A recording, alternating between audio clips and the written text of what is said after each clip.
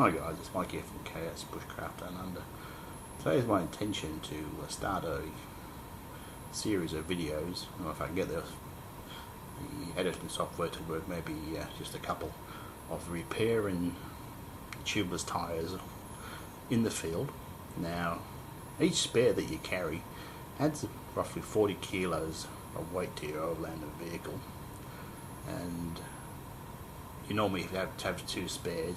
You need a wheel carrier that weighs about 150 kilos. So 200 kilos is an awful lot of load space to take up by carrying a second spare. So the ability to repair tyres in the field is a skill worth learning.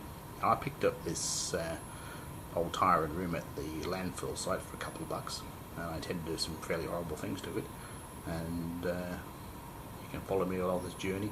Hopefully you'll learn some skills that get you out of a bind. So this tyre I bought pre-punctured.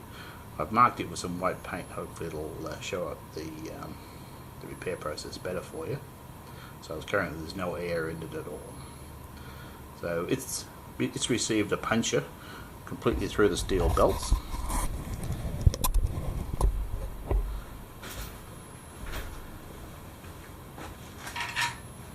So it's punched clean through. Now the steel belts are basically a hand width in the middle of the tyre. So technically, only repairs that are road legal in Australia are in this area. So anything outside of this area in the sidewall is an illegal repair. Okay. Now back in the day, to get me out of trouble, I used to basically just stick a dirty great big self-tapping screw covered in silicone into the tyre. And that's still an option today. Yeah, considering that editing's better than walking, or possibly an arc line, but dying. But anyway, so to repair something like this, you'll need a plug-in kit, and there's heaps of them out there, and they're really quite cheap. Most of them usually involve a reaming tool. So I insert that. Now you can hear the steel belts. So this is right in the middle of the steel bolts. So effectively, if there's any bits of wood and crud in there, I've pushed them inside the tyre. Now that will give me enough room to get the plug in. So there's lots of different plugging tools, but most of them use some form of gluey, sticky wax plug, like this fella here. So that is the tool. So they're always a bit piggy to thread, so things are much easier. You slip a screwdriver in. As you can see, it's not going to want to go in there.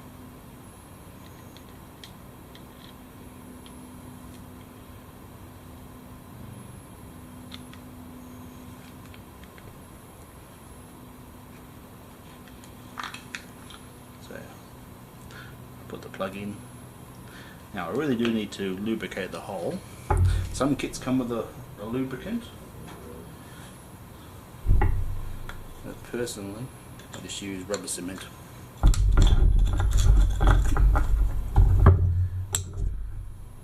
So I just use a bit of rubber. Usually I put it on the reaming tool, make sure it's well in there.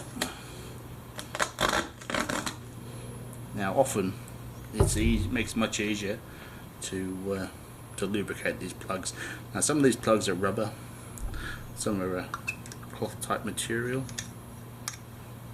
I've had good success with them all, so I need to work that into the hole until she's home. So that's home. Now there is a collar on this one. Some of them don't have it. They generally seem to stay behind. So I'll be pushing down on the collar while easing back on the plug tool, and there she is. Now technically they're a temporary repair, but I must admit I've driven a few thousand kilometres on them, but I do check my tyre pressures each morning. So that is the simplest and probably the most common tyre repair you'll need to do. And hopefully with the magic of video editing, our next move is I will remove the tyre from the rim and go you through a major sidewall repair, or even a more permanent repair. Anyway, let's hope you enjoyed watching this part. Thanks for watching. Bye for now.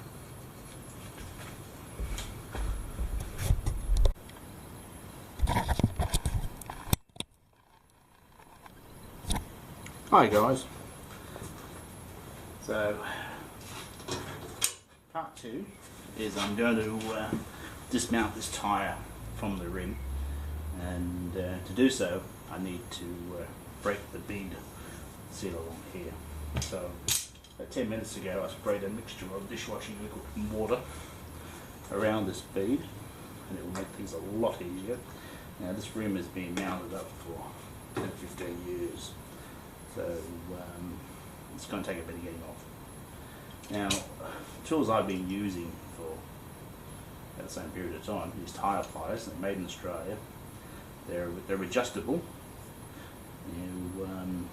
This is the original set, so this will do everything from ATV tyres up to 16-inch. Now, I have recently purchased a new leg to fit the 17 and 18-inch modern rims and tyres. I was really pleased that they made a piece to allow it to work on the new ones. So normally you like to start and finish near the valve. It doesn't really make any difference. So they work by pushing down on the edge of the tyre, which is where you want it. Now I've seen guys pop these off with kangaroo jacks and stuff like that, and that part of the tyre is really strong. This part of the tyre is really strong. This part's not. So really that's to be avoided. But push comes to shove, anything that works. So I need to get that under the rim and that under the rim like that. So this will take a few goes. So I'm opening up this one, and I'm pushing down on the tyre. Set this been on for an awful long time. So then I'll move it around a bit.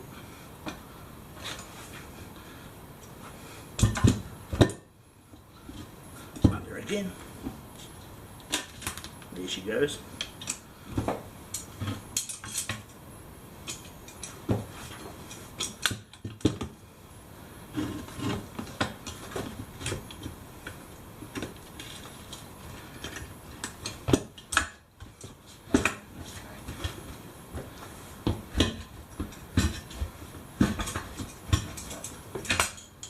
That being broken.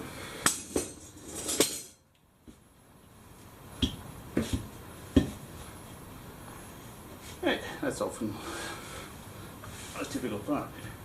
And I don't know if the camera can see that, but the edge of that rim is well and truly rusted.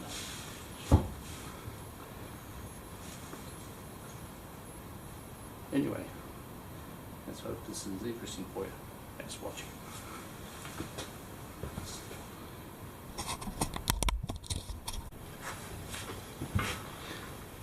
Hi guys, here's the magic of stop motion. I've broken the bead on the rear of the rim. This is the same way to get the bead on the front of the rim. I'm back to having the rim facing me. Now to get the tyre off the rim always causes some angst. But the real trick to it is, if you look at the rim, is the well in the middle. Now to get this tyre over this lip easily, the opposing side of the tyre needs to be down there. Now the moment getting this tyre over this lip becomes a real brute force thing, you know that you're too high on this side. Okay, it's as simple as that. Now this is where a second guide, especially a heavier guide, makes life a lot easier. But if you're on your own, you don't have that luxury. There are some options. But, this is a pretty stiff tyre due to its age. So what I need to do, I need to get this down.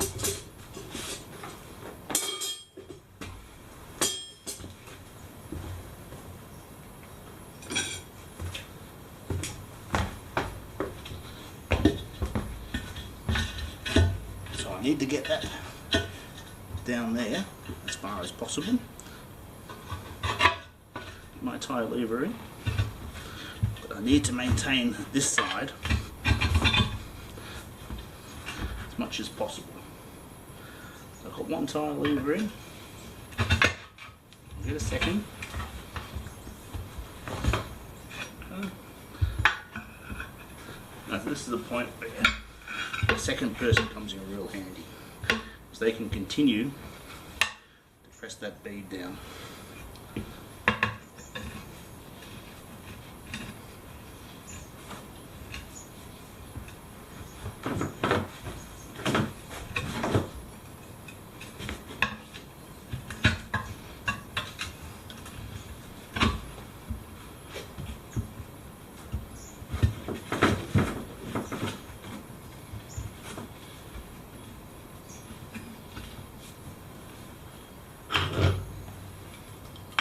With the second person, I wouldn't need to do that.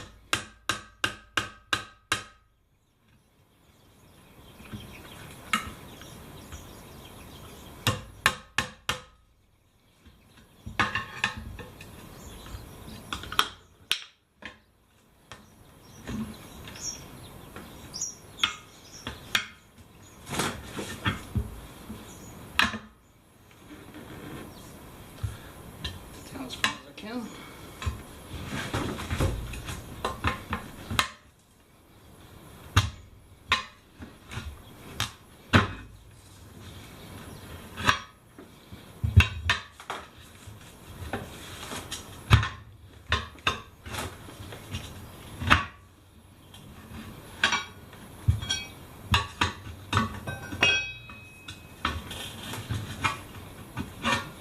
So there I am.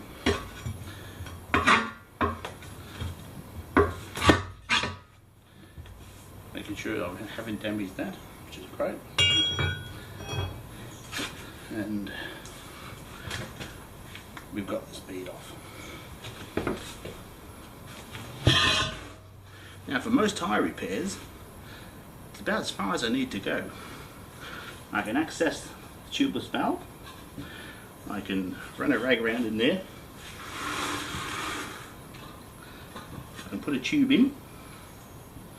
I can patch the inside of the tyre, not very conveniently.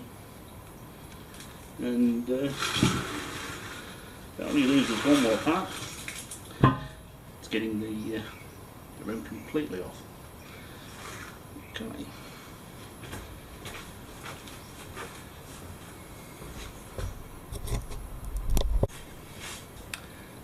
Alright guys, so now we're going to completely demount the tyre. I've slipped one tyre lever through and hooked the edge of the rim. Now remembering what I said before, same applies. You want the opposite side of the tyre in the slimmest part of the rim. Okay, it needs to be down there in that valley. This becomes an incredibly difficult operation. You know you're wrong. So I've got one tyre lever up. This operation is often much easier with 3 tyre levers. And again, often you don't have that. Come in again. Stick the lever in.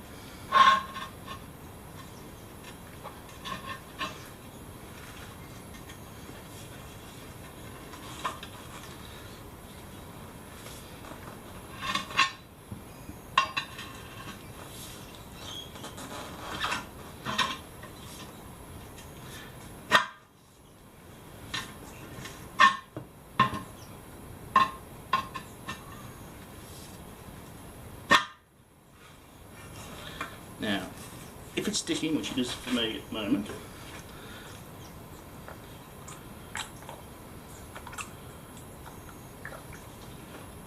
lubrication.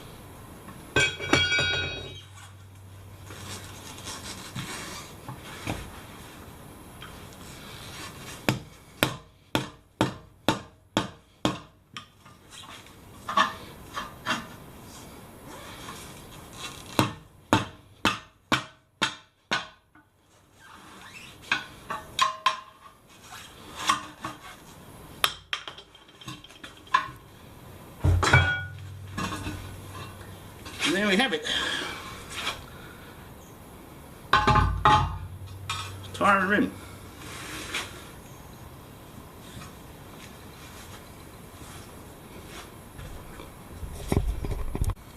Alright guys, to round off our tyre repair video, because apparently I'm on a 20-minute limit with YouTube because I don't have enough subscribers. I'm going to have a go at replacing this tubeless tyre valve. So all you need to do is to cut it with an X-Acto knife on the inside. Now there can be little piggy brutes to get off, so I'll just cut through it.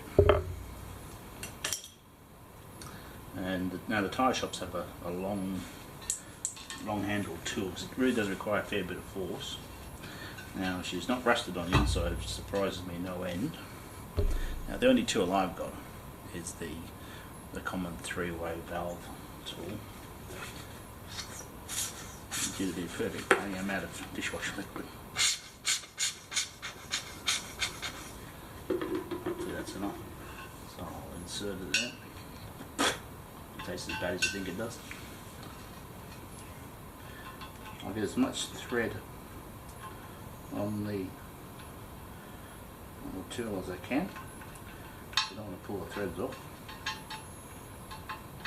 Now you can put like a paracord loop on this fella here to give you a better leverage and a better angle of pull.